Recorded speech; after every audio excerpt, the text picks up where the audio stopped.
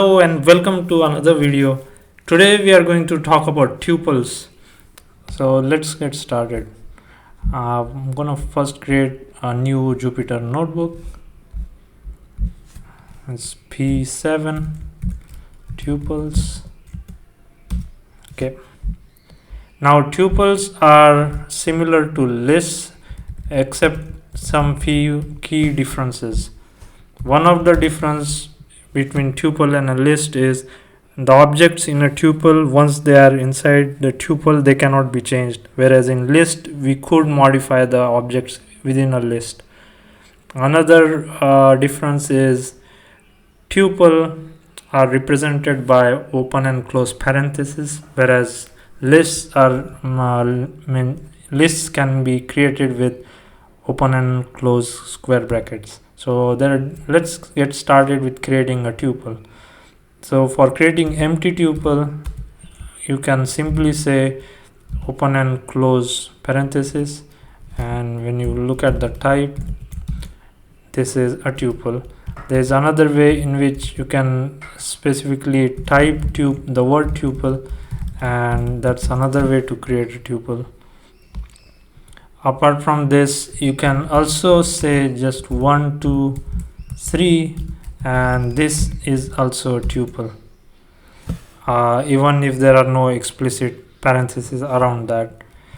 Now apart from this, let's create another tuple which is within parentheses 1 2 and 3, and now the indexing for a tuple works the same way as lists.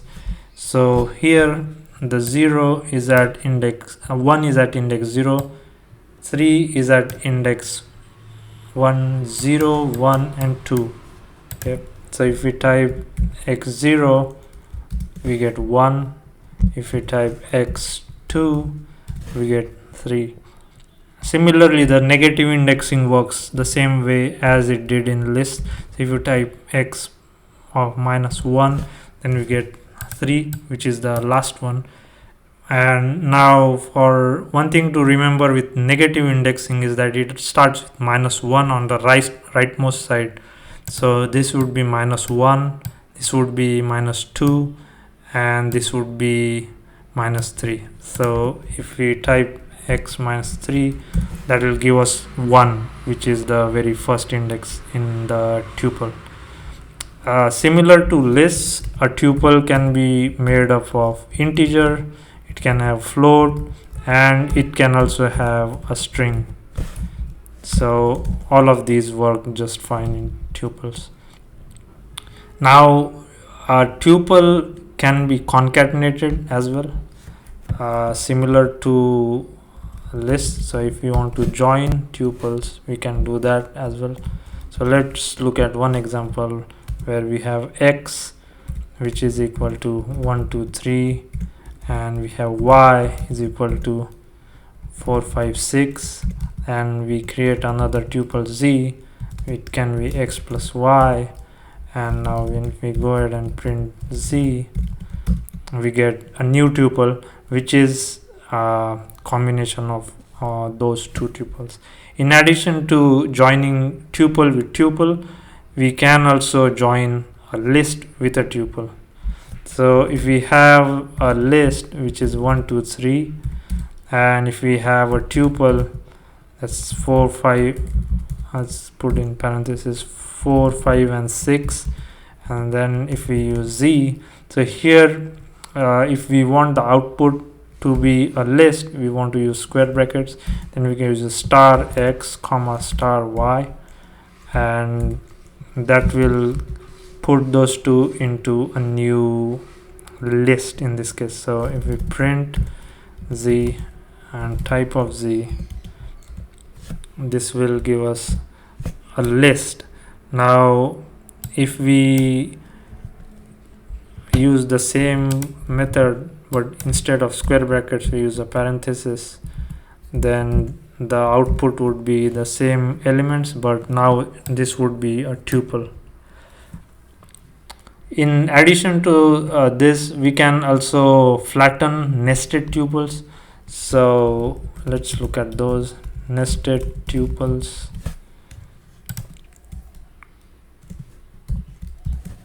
Now for nested tuple, let's say we have a tuple say 1 2 3, and we have a nested tuple which is made up of 3 x tuples. So it looks like this. We can flatten y, and to do that, there's one way we can do that is like this, which is using a list. If we want the output to be a list, we can do that. So if we want a list, we can say sum and then y comma open close parenthesis. So in this, so we can print z and we can print type of z, and at the same time, if we are looking to create tuple out of it, we can simply say tuple. And in both cases, we can flatten, we can get either list from a tuple, nested tuple, or we can get another tuple from a nested tuple. There's another way we can do the flattening as by using a for loop. I'll walk through that in a minute. So let's look at for loops.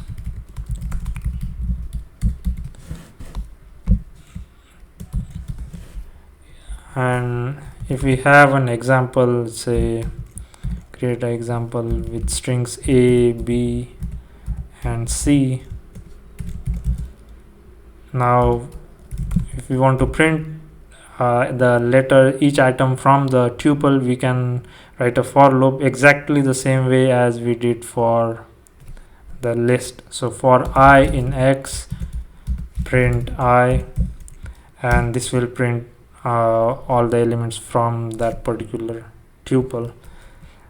In addition to printing just the items from the tuple, we can also print indices along with those items. So for that, we need to use enumerate, and the method to write that is for index comma I in enumerate x print. We want to print both the index and I. So there you go, we get the index number. So here index number for a is at 0 and the index number for b is at 1. So we can get both the information in this case. Now if we need to add elements to an existing tuple, we can do that as well. So add elements to tuple, and to do that, let's create one tuple which is 1 2 3, and then create another tuple which is an empty tuple. So we just say open and close parenthesis.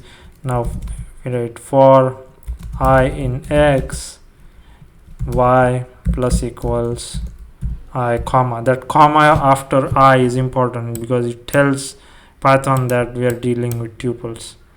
So when you run this and then print y, we are going to get a tuple. So values from x are added to the tuple y. Okay. Now let's look at some of the functions that are used in lists, also applied to tuples, and those are index, and then the second is count. Now if we create a tuple, say x is equal to 1 2 3, and we need to find the index of say element number 2, which is this one, we can write x dot index 2, and we get the element for that one is 2. So this is 0 and this is 1, so we got 1 here.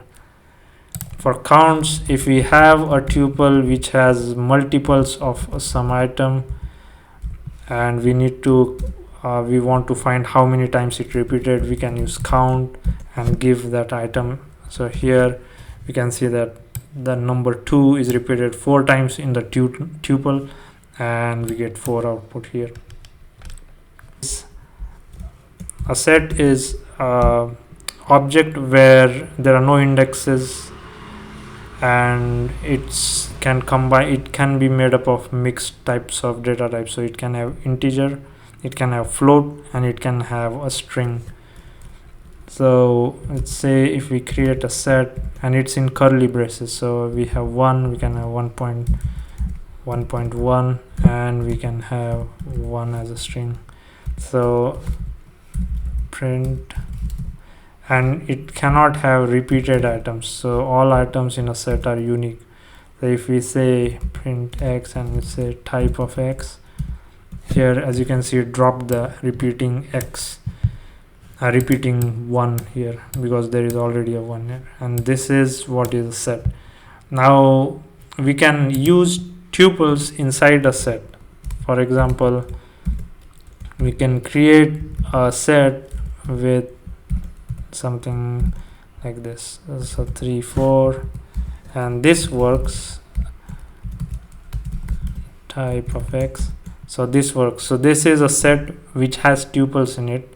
However, if you were to create the same set using lists, it's not going to work. So it will get an error if we use lists instead, as you can see here.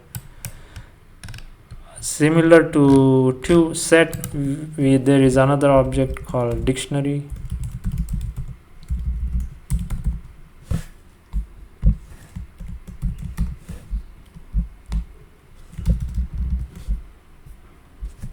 Now a dictionary is also used to store values in form of key value pairs.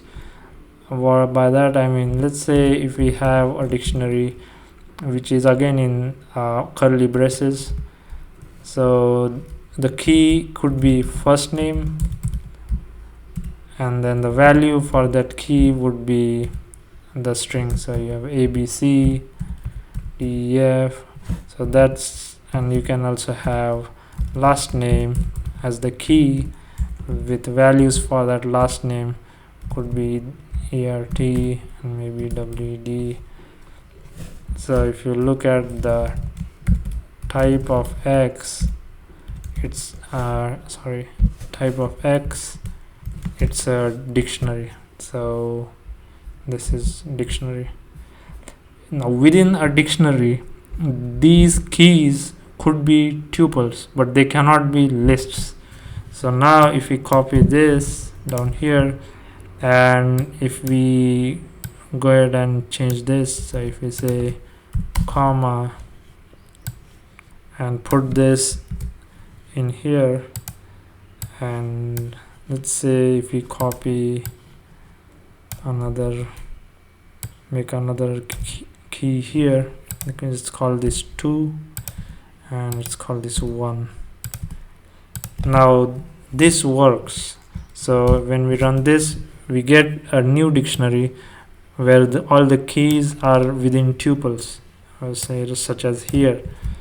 However, if we replace the tuple parenthesis with a square bracket, we get an error.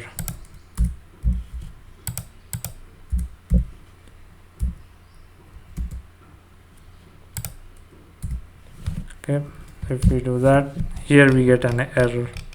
So that's the main difference, where tuples can be used in set and dictionaries, whereas lists cannot be used. Now before we go further, I just want to show how we can access the values inside a dictionary. So if we want to access values from this dictionary, we can say x and then first name, and that will, sorry, this has, we cannot run that, and now we go, so we get the value associated with that particular key. Similarly here, if we have an entire tuple, we can access the value by saying, we can copy all the keys in there and then run it. Sorry, why? Because we really have to run this again. Okay, so that way we can get the value for this entire key tuple. Now let's look at few more functions that can be used with tuples. starting with some math functions. Now here, if we have a tuple, say x is equal to 1 2 3, and we want to get sum of this, so we can get the sum by saying x sum of x. We can get min of x. Similarly, we can get max of x. Apart from this, there are functions called all and any, and we can use these to find if there are nuns inside a tuple. So if we have x is equal to 1 2 3 and none, then when we use all of x, we get false, because all are not complete elements inside the tuple. However, if we use any, we get true. Now if you go ahead and remove the none, then we get true in both the cases. Okay, the next step, let's look at slicing. The slicing in tuples work the same way as it did for lists. So if we have x is equal to, let's create a tuple, np.arange, and let's go 10, let's say 10. So we have a tuple that goes from 0 to 9. Now if we want to get the elements of this tuple from 4 onwards, so 4 to 9, we have to give the index for 4. So here we have 0 1 2 3 4, so the index is 4, and colon, so that tells Python that everything after 4, from and after 4, so that's what we get. Similarly, if we are looking to get items 2 to 6, we have to give index for 2, so index for 2 would be 0 1 2, and colon, index for 6 plus 1, so index for 6 is 6 plus 1 is 7. And the reason why we need to give one extra is because in slicing, on this slicing, we get the elements that are before this one, from 2 and before 7, not and 7. So those two, and similar to lists, if we simply put a colon, we get the entire tuple back. The only difference between this and a list is, in list we could happily change the elements within a list. So if we had a list that's like this, and if we went ahead and said, okay, we want to change the element at index 0 to 100, then we could do that. However, if we are in tuple, and now if we go ahead and say, okay, can we change this to 100, it's not going to work. So we get error here. Let's now look at how we can use loops to flatten a nested tuple. So for that, let's go ahead and create another tuple. X is equal to 1 2 3, y is equal to x, we repeat y 3 times, and that's the tuple we have. Now if we are going to use a for loop, let's go ahead and create an empty tuple here, and for loop we have for I in y colon, for j in I, and to z, then we have to go ahead and add the output, so here, and then print z. So this way we have flattened the nested tuple. We can also use list comprehension to do the same thing, and for this the easiest, if you remember in the previous lectures, we talked about using a using a list comprehension in the format of, for I in y, do this. That's what we had learned. Now if it's a nested one, all we have to do is add the inner loop in front of it. So for j in I, do this. So here this part would be just j, and when we run this, we get the flattened version of the tuple. But as you can see, this is a list, so if you need that to be a tuple, I would just write tuple and then run this again, and there you go, you get the tuple. That's it for this video. In the next video, I'll be discussing dictionaries and how they can be used in Python. Please like, share and subscribe if you enjoy the content. It helps me stay motivated to create more content for you guys. Thank you.